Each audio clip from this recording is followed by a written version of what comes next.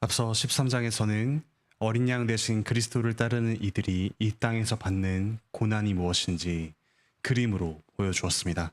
이제 14장에서는 그 그리스도인들이 받는 복, 곧 천국의 복을 보여줍니다. 1절에 나와 있듯이 어린 양이 시온산에 섰고 라고 합니다. 12장 마지막에 사탄, 붉은 용이 모래 위에 섰던 것과 대조됩니다. 바다는, 즉 어둠을 상징하는 바다는 사탄의 악과 어두움의 세계를 보여줍니다. 하지만 어린 양은 시온산, 곧 하나님께서 좌정하시고 말씀을 주시는 그 산에 계십니다. 그리고 여기서의 시온산은 저기 중동 지역에 있는 시온산이 아니라 하늘의 시온산을 의미합니다. 그리고 14만 4천 명이 있다고 합니다. 14만 4천은 앞에서 7장에서 먼저 나왔습니다. 그리스도를 따르는 성도들의 전체 숫자를 가리킵니다. 완전수 12에 12를 곱하고 거기에 또 1000을 곱한 것이 14만 4천입니다. 그들의 이마에 어린 양의 이름과 아버지의 이름이 쓰여 있습니다. 즉 그들이 어린 양 예수 그리스도의 이름을 부르고 또한 예수 그리스도의 이름으로 불리는 것을 뜻합니다. 앞서 13장에서 사탄을 따르는 자들은 이마와 오른손에 7에서 하나 모자란 숫자인 6, 그것이 3번이는 666이라는 사탄의 표시가 쓰여 있었습니다. 반면에 성도들에게는 어린 양의 이름과 아버지의 이름, 그 완전한 이름이 쓰여 있습니다. 그들은 큰 음성과 같은 소리, 그 소리를 내는데 검은 고 타는 소리와 같습니다. 그리고 이 모든 소리를 보고 새 노래를 부른다라고 합니다. 그리스도께서 재림하신 후에 새하늘과 새 땅에서 모든 성도는 억지로가 아니라 참으로 기쁨에 넘쳐서 노래할 것입니다. 그리고 지금도 먼저 세상을 떠난 성도들의 영혼은 하늘에서 찬양하고 있습니다. 그뿐만 아니라 이 땅에서 예배드리며 찬양하는 우리 모든 성도 역시 그 숫자에 포함되어 있습니다. 땅에서 하늘의 예배에, 하늘의 찬양에 참여하고 있습니다. 오늘 말씀에 나오는 이 그림은 단순한 환상이 아니라 하나님의 확실한 약속입니다. 그 약속을 눈으로 보여주는 것이죠. 저와 여러분이 이 땅에서 많은 고난 가운데 주님을 따라가면서 어린 양의 노래를 지금도 부르고 있습니다. 4절 뒷부분에 보시면 이들은 땅에서 구속받은 자들이라 라고 합니다. 여기서 구속받은 자라는 말은 곧 돈으로 산 자, 구매된 자라는 뜻입니다. 그리스도께서 성도들을 이 세상 가운데서 그분의 피로 값을 주고 사셨습니다. 그러므로 우리는 이제 하늘에 속한 자로서 그분께 구매되어서 하늘의 시민권을 가지고 있습니다. 그 정체성에 맞는 우리의 삶은, 우리의 모습은 이렇습니다. 여자로 더불어 더럽히지 않았다.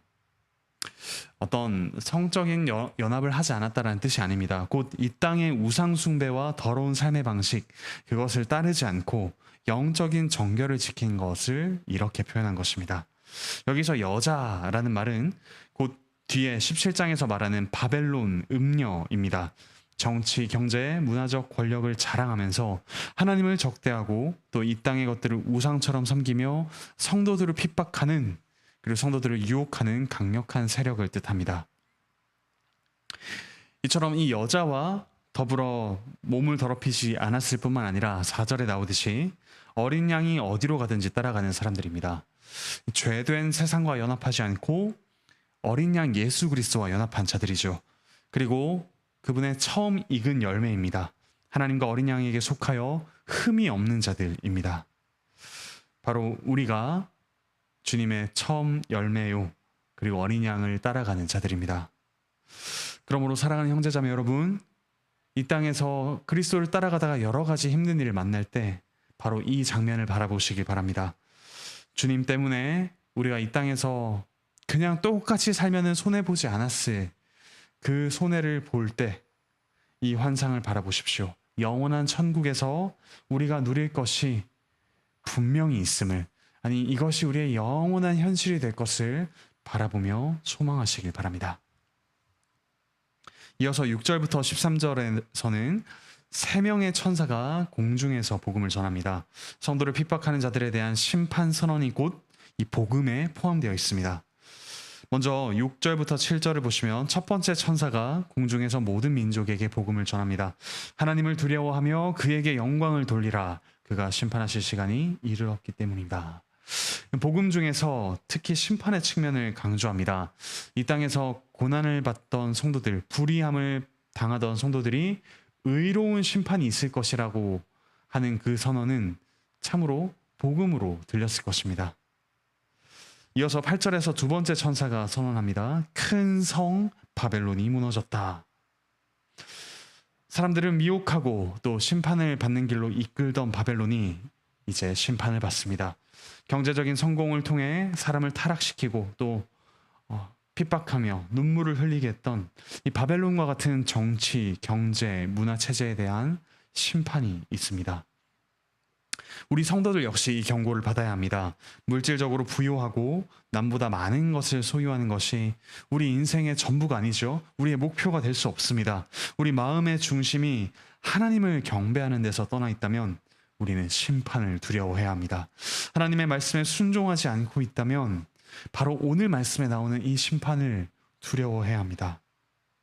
이어서 9절부터 12절에서 세 번째 천사가 나와서 짐승에 굴복한 자들에 대한 복음을 전합니다. 짐승에게 무릎을 꿇었던 그들에게 하나님께서 심판을 내리십니다.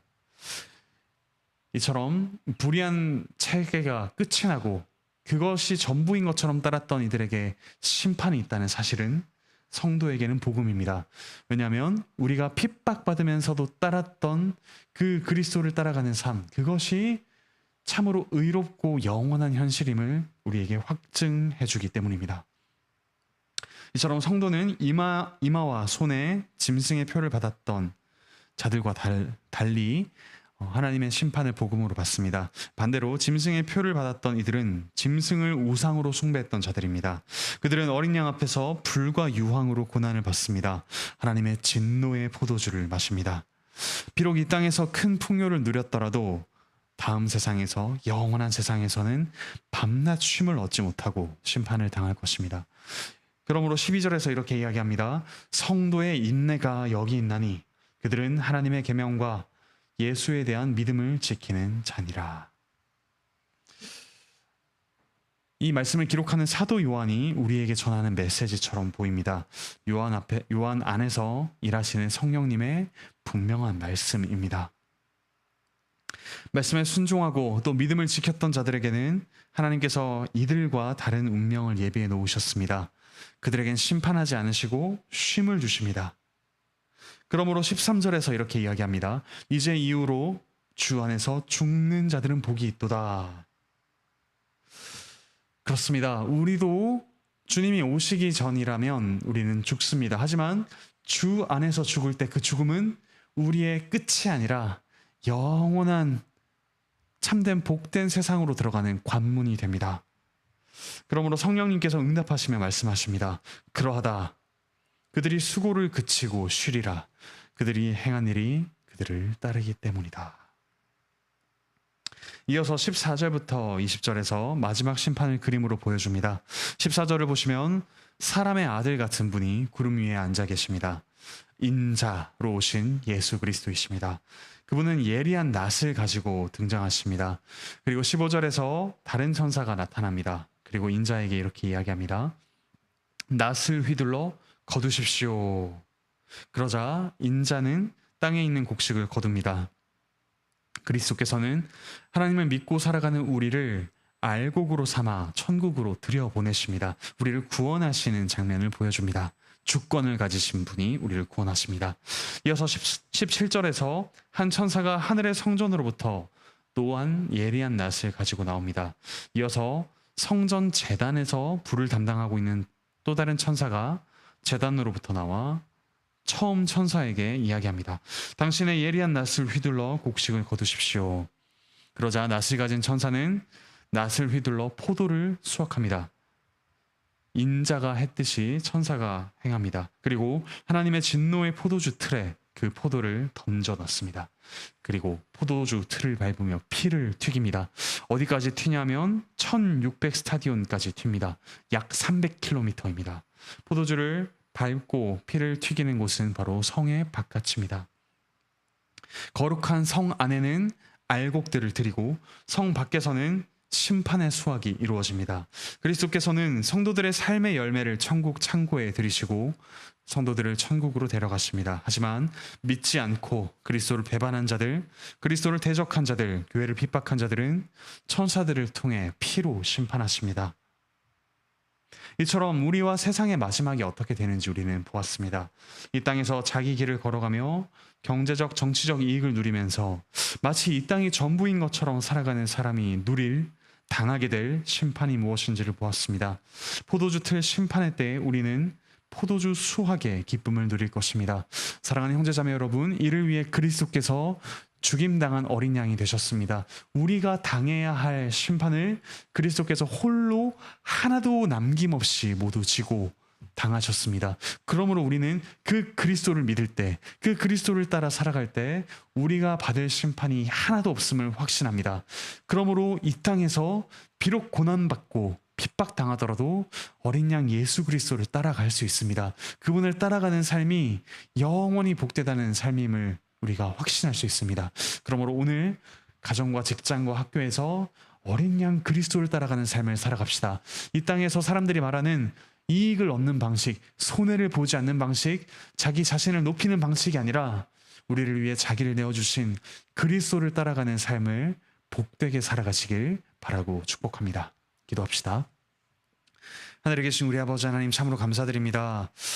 이 땅에서 성도들이 여러 가지 고난을 당하지만 낯을 가지신, 이 세상을 심판할 주권을 가지신 그리스도께서 저희를 수확하셔서 하나님의 창고에 들이시는 놀라운 구원이 있음을 저희에게 말씀을 통해 가르쳐 주시니 감사드립니다. 반면 이 땅에서의 삶이 전부인 것처럼 살며 주님을 무시하고 살던 이들에게는 무서운 진노의 심판이 있을 것을 말씀으로 알려주시니 감사드립니다. 저희가 지금 이 땅에서 경험하고 있는 손해, 또 불의한 이들이 얻는 이익이 전부인 것처럼 살지 않게 하여 주시옵소서.